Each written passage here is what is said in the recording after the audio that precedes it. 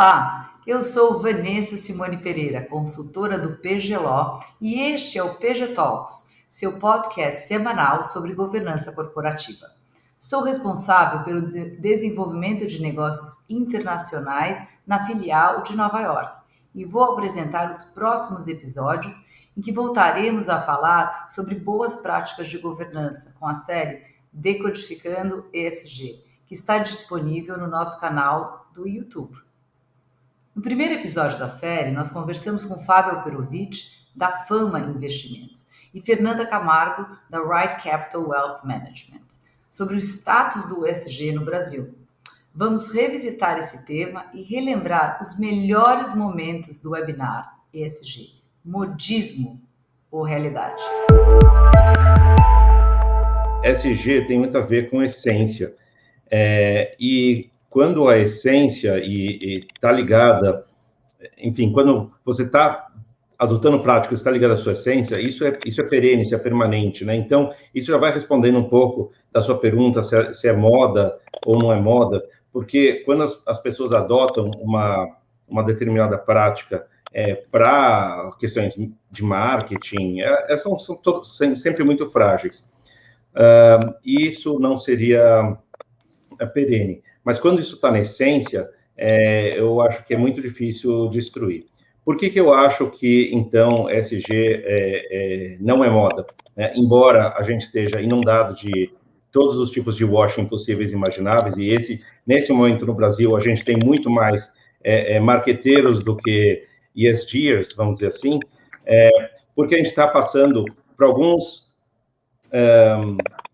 transições muito relevantes, simultâneas. A primeira transição é a transição do capitalismo. A gente está deixando de lado, e aí, de novo, né, a transição do sistema econômico é algo lento, mas a gente está deixando de lado um capitalismo super hostil, daquele dos anos 90, em que as empresas procuravam o aumento dos resultados passando por cima de qualquer coisa, inclusive dos seus princípios, para um outro capitalismo, que é o capitalismo que foi intitulado como capitalismo de stakeholder, nos quais as empresas entenderam que, se elas não incluírem os stakeholders nos seus processos decisórios, a empresa provavelmente não terá o futuro, ou não será tão brilhante assim o seu futuro.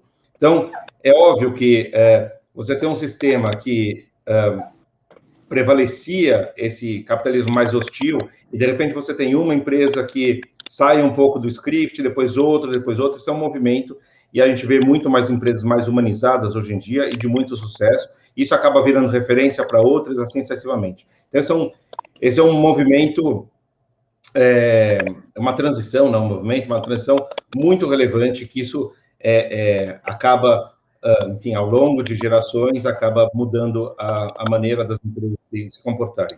A segunda transição que a gente passa é uma transição geracional, as quais a nova geração, a geração Z, tem as questões do ESG na sua própria essência. Então, quando a gente espreme o ESG, a gente basicamente está falando de 3 grandes pilares: ética, direitos humanos e meio ambiente, que são pilares que eram muito frágeis, pelo menos para as pessoas da minha geração.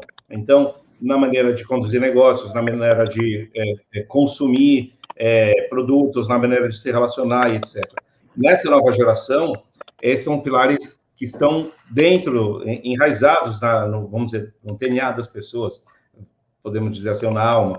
Isso significa que essa nova geração, obviamente, ela ainda é muito nova, muitos deles ainda moram na casa dos pais, então tem o consumo, vamos dizer assim, agregado ainda é muito baixo, mas à medida que o tempo vai passando, o poder discricionário de consumo aumenta, essas pessoas vão estar entrando em políticas públicas, vão estar se tornando, por exemplo, analistas de investimentos, e aí o olhar dessas pessoas para consumir, para analisar, vão herdar recursos dos pais, dos avós, etc. Então, a maneira de investir também muda. Então, isso se soma a essa transição de sistema econômico, também uma transição geracional.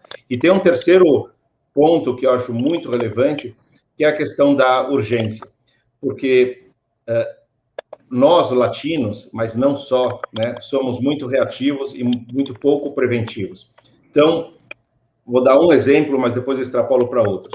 A questão da mudança climática não é nada nova. Os cientistas já nos alertavam que a gente bateria a cara na parede há 40 anos atrás, há 30 anos atrás. Eles não pararam de repetir essas questões. Mas a gente, como sociedade, foi empurrando o problema com a barriga o tempo todo, até que a gente chegou numa situação que é, de fato, insustentável. E aí, acho que não cabe aqui ficar debatendo ciências, mas o fato é que a gente tem 10 anos para mudar o planeta, ou senão a gente não terá um planeta, né?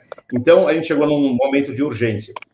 Mas não é a única urgência, a gente tem urgências em outras esferas, né? De desigualdade social, de inequidade racial, de inequidade de gênero, e a gente foi protelando essas agendas, até que isso se torna uma panela de pressão. Então, a hora que você tem 3 movimentos simultâneos, né? A transição de modelo econômico, a transição geracional e urgência de agenda, acho muito improvável que o ESG não se torne uma realidade duradoura daqui para frente.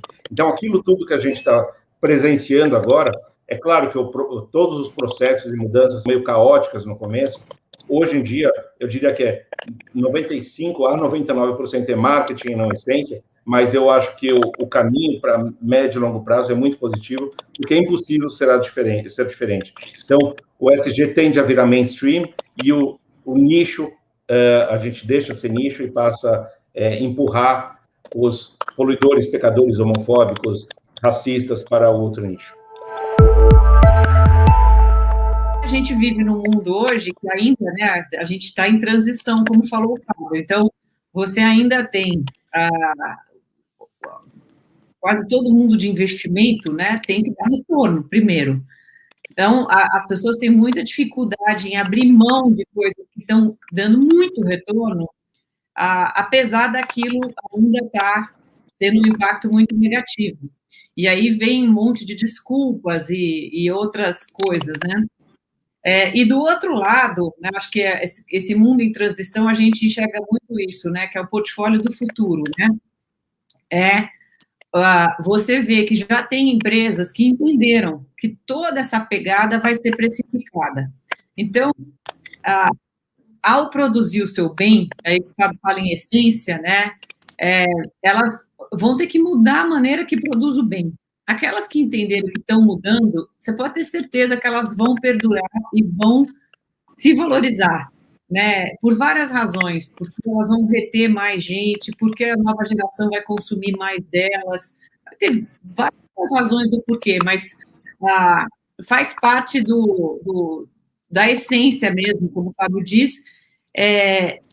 E aí, outro dia uma pessoa me perguntou, mas não dá para ter uma caixinha do E, a outra do S, a outra do G? Eu falei, não, porque como é que você tem uma empresa que não cuida, né, ela tem uma boa governança, mas destrói o meio ambiente? Né? Ou então, como é que ela vai fazer uma parte social boa se ela não tiver uma boa governança? Essas coisas estão ligadas uma na outra. Né? Então, e é por isso que tem que vir dos fundadores, e daí diretoria e tudo mais, e tem que passar para todos os funcionários, tem que ser cultura numa empresa, essa história. Então, quando alguém pergunta, existe um selo, não é ISO 9000? Não é ISO 9000. Né? É você mudar o jeito que você produz um bem. Então, para a gente que faz alocação de capital, a gente não está investido direto em empresas, como é o caso da Fama, a gente está investindo em gestores. Então, o que a gente tenta entender é se esses gestores já entenderam que estamos indo para um mundo novo, né? E por que não é modismo? Porque, simplesmente, talvez um dia você acorde e aquele teu portfólio que você achava que valia X, ele vale 20% ou 30% do que você achou que valia, porque toda aquela pegada negativa foi precificada. E agora vai custar, né? Então, é o seguinte, antes não custava. Você fazia tudo isso e não tinha custo, agora tem. Então, até a turma entender que isso agora tem preço, e acho que nessa fase de transição, que o Fábio estava falando, que a gente está vendo muito greenwashing, é gente se aproveitando, né, do investidor, que está lá com todo o coração falando, não, eu quero botar meu dinheiro nisso aí, porque eu quero ajudar a melhorar o planeta. Então, ele vai lá, pede para o cara lá, o advisor dele, eu quero um negócio legal, tá? E aí vem uma apresentação linda. Só que quando você vai olhar lá, né, quais empresas que estão embaixo, e eu sempre falo, vai pesquisar. Aí você vai ver que, putz, not so much, né? Não está ainda, não está tão lindo assim. Então, a gente está em transição mesmo, tá? E tem muita gente se aproveitando desse momento para vender produto, que é uma tristeza. E eu fico pensando, essa pessoa que está lá vendendo produto, sem querer saber o que vai acontecer com o planeta, como é que ela dorme? Será que ela tem filho? Né? Será que ela imagina que para as próximas gerações isso aqui vai ficar inviável? Né? Então, essa pergunta que eu deixo, assim, então, é por isso que, por tudo isso que está acontecendo, não é modismo. E do outro lado, o mundo financeiro, regulatório, tal, não for pela dor, né, de você sentir que o planeta está sofrendo, então vai ser pela regulação, por leis e tal. As duas coisas estão acontecendo nesse momento. Não vai ter muita escapatória. Quando a gente pergunta para as pessoas alguns modelos de empresas ESG, naturalmente as pessoas falam Natura como empresa símbolo do ESG, mas eu posso dar vários outros exemplos aqui. Você acha que a Natura não acorda todos os dias de manhã pensando em como ser uma empresa melhor, como vender mais, como aumentar a margem, como crescer, como fazer aquisições, etc.? A Natura pensa assim, a Renner pensa assim, a WEG pensa assim, a Magazine Luiza, o Fleury, enfim, a Klabin, várias empresas que estão inseridas nesse contexto ESG, que fazem tudo isso, mas de uma forma responsável. É só isso. ESG é ser responsável com seus stakeholders. É olhar para o seu fornecedor, olhar para o seu colaborador, olhar para o seu cliente, para o meio ambiente, para o governo, tratar todos com respeito, com dignidade e entender que o meu lucro não pode ser às suas custas, né? Então, isso é um ecossistema que deve ser respeitado. Todas essas empresas pensam o dia inteiro em como ser empresas melhores. Não tem absolutamente nada a ver com a filantropia. Quando a gente faz filantropia, e eu faço bastante, eu não espero absolutamente nada em troca. Eu só espero que, para quem estou dando dinheiro, faça o melhor uso do dinheiro para produzir o bem. Eu não quero que ele me devolva nada. As empresas é o contrário. Eu quero que as empresas, sim, elas têm que performar bem, têm que crescer, têm que ganhar margem, têm que fazer tudo isso. Eu não vou tirar o meu pé de cobrança em relação às empresas que eu invisto só porque elas são responsáveis. Muito pelo contrário, mas as empresas sabem disso. Então, ESG significa fazer o bem? Não necessariamente. Significa ser responsável, né? E não pode, de maneira nenhuma, ter essa confusão entre filantropia e ESG, e investimento responsável. Eu só queria reforçar muito isso, porque o estereótipo é muito prejudicial no desenvolvimento da agenda. No próximo episódio do PG Talks, focaremos no S do ESG, a parte social e essencial, que muitas vezes é negligenciada no gerenciamento empresarial. Inscreva-se no nosso canal e também não deixe de nos seguir no LinkedIn e no Facebook, onde você nos encontra como PGLAW, PGLAW. Fique à vontade para entrar em contato conosco via e-mail no info@pglaw.com.br, caso tenha alguma dúvida ou pontuação sobre o tema. Então, muito obrigada e até a próxima!